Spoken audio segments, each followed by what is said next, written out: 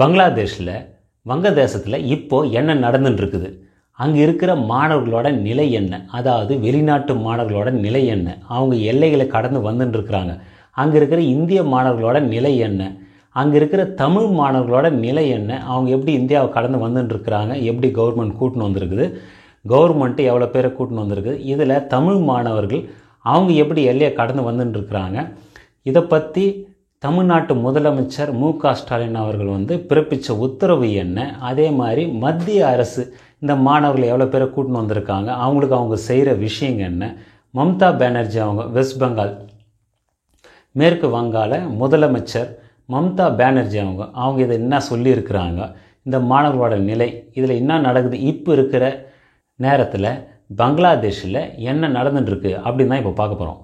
Hi viewers, I am Badri. I am here to say something. பங்களாதேஷில் மாணவர்கள் போராட்டம் தீவிரமாகி அது வன்முறையாக மாறி இப்போ கவர்மெண்ட்டில் கர்ஃப்யூ அறிவிச்சிருக்கிறாங்க. அதாவது ஊரடங்கு உத்தரவு, யாரும் வெளியே வரக்கூடாதுன்னு. அதே மாதிரி ஷூட் அட் சைட், அதாவது கண்டதும் சுட உத்தரவு அப்படின்னு பிறப்பிச்சிருக்கிறதாகவும் சொல்லியிருக்கிறாங்க. மிலிட்ரியை இறக்கியிருக்கிறாங்க. பாதுகாப்பு இதுவாலாம் நடந்துட்டுருக்குது. அங்கே போராட்டங்கள் நடந்துட்டுருக்குது.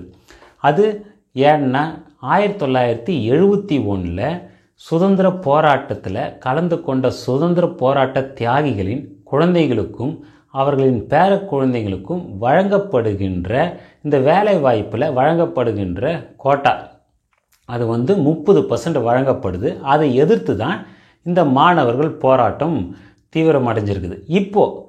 இப்போ இருக்கிற சூழ்நிலை கோர்ட்டு உத்தரவு அங்கே இருக்கிற சுப்ரீம் கோர்ட் உச்ச நீதிமன்றம் அந்த உத்தரவை மாற்றி இவங்க என்ன சொல்லியிருக்கிறாங்கன்னா 1971 அந்த சுதந்திர போராட்ட தியாகிகள் 72 தான் அந்த சட்டம் போட்டது.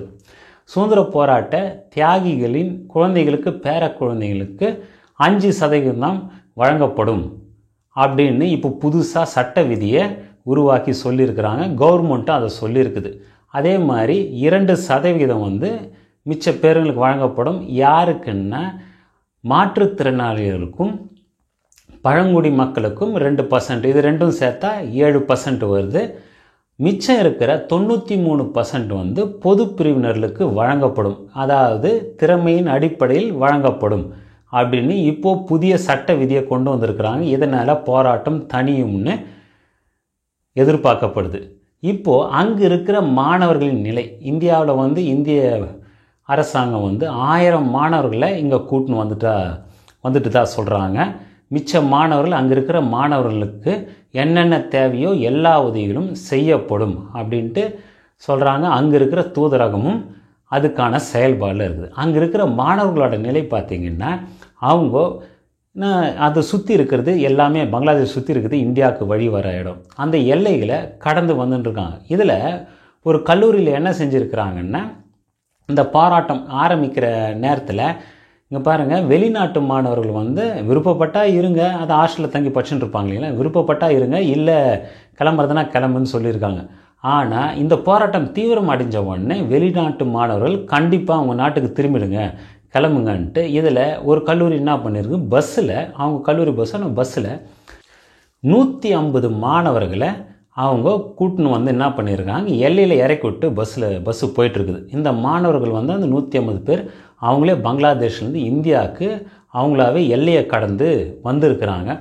அவங்க கல்லூரி மாணவர்கள்ன்றனால அவங்க ஃப்ளைட்டில் புக் பண்ணி போகிற அளவுக்குலாம் அவங்கக்கிட்ட அந்த நேரத்தில் காசு இருக்கிற வாய்ப்பு இல்லாதனால அவங்க எப்படி ஊர் போய் சேரது இது அதுன்ட்டு அவங்களுக்கு சாப்பாடும் கிடைக்கல, சாப்பிட்றதுக்கும் பிரச்சனை அப்படின்னு சொல்லியிருக்கிறாங்க. அதாவது 21 ஜூலை 2024 அன்றைக்கி தான் அவங்க அந்த எல்லையை கடந்து அங்கே இருக்கிறாங்க அப்படின்ற தகவல் சொல்லப்படுது. அவங்க அவங்க வீட்டு நபர்களுக்கு ஃபோன் பண்ணி இது மாதிரி நிலவரத்தை சொல்லி இதில் கவர்மெண்ட்டும் நடவடிக்கை எடுத்துகிட்டு இருக்கிறதா சொல்கிறாங்க. அதில் 30லேருந்து 50 மாணவர்கள் தமிழகத்தை சேர்ந்த தமிழ் மாணவர்கள் அப்படின்னு சொல்கிறாங்க. இப்போது தமிழ்நாடு அரசு, அதாவது தமிழ்நாட்டு முதலமைச்சர் மு.க. ஸ்டாலின் அவர்கள் அயலக தமிழர் நலன் மற்றும் மறுவாழ்வு துறை ஆணையத்திற்கு உத்தரவிட்டிருக்கிறார்.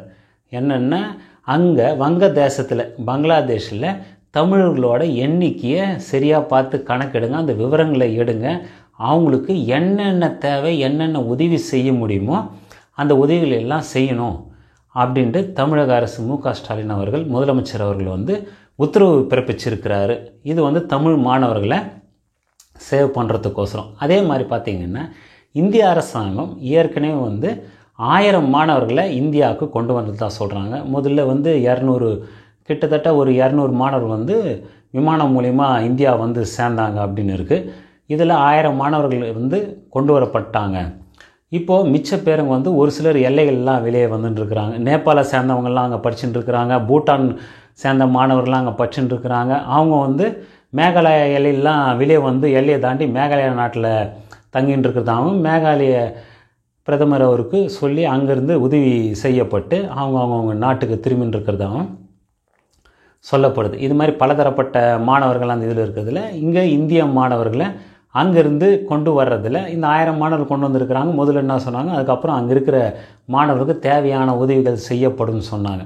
இந்த சூழ்நிலை வந்து முதல் கட்டமாக இப்போ என்ன பண்ணுறாங்கன்னா 2 விமானங்கள் அமைச்சு அங்கே இருக்கிற மாணவர்களை இந்தியாவுக்கு கொண்டு வரத்துக்கு இது பண்ணுறாங்க. அது வந்து 21ஆம் தேதி இன்றைக்கி தாயகம் திரும்புவாங்க அப்படின்னு சொல்லப்படுது.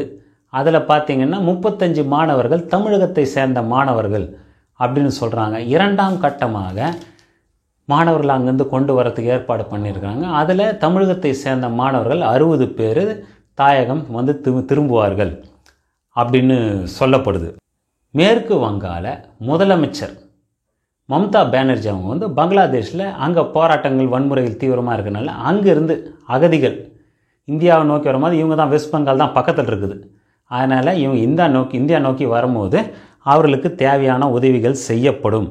அதுக்கு வந்து எங்கள் அரசு தயாராக இருக்குது, அவங்களுக்கு அடைக்கலை தர நாங்கள் தயாராக இருக்கிறோம் அப்படின்னு மம்தா பானர்ஜி அவங்க முதலமைச்சர் அவங்க வந்து தெரிவிச்சிருக்கிறாங்க. மிச்சபடி அங்கே நடக்கிற அந்த வன்முறைகள் போராட்டம் இது மாதிரி விஷயங்களில் அதை பற்றின விஷயங்களை வந்து சென்ட்ரல் கவர்மெண்ட் அவங்க தான் பேசுவாங்க.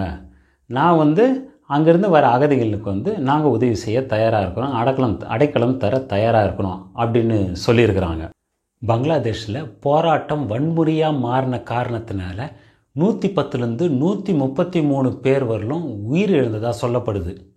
அங்கே தங்கின்னு இருக்கிற மாணவர்கள், ஹாஸ்டலில் தங்கின்னு இருக்கிற மாணவர்கள் எல்லையை கடந்து அவங்கவுங்க நாட்டுக்கு போகிற முயற்சியில் பல்வேறு விஷயங்கள் நடந்துட்டுருக்கு. பங்களாதேஷில் 15,000 இந்தியர்கள் இருக்கிறதா சொல்லப்படுது. அதில் 8,500 பேர் மாணவர்கள்னு சொல்கிறாங்க. இதுதான் இப்போது பங்களாதேஷில் இந்த மாணவர்கள் போராட்டம் விஷயத்தில் நடந்துட்டுருக்கிற விஷயம். ஓகே வியூவர்ஸ், வீடியோ பிடிச்சிருந்தால் சப்ஸ்கிரைப் பண்ணுங்கள். Thank you for your support. Bye bye, see you again.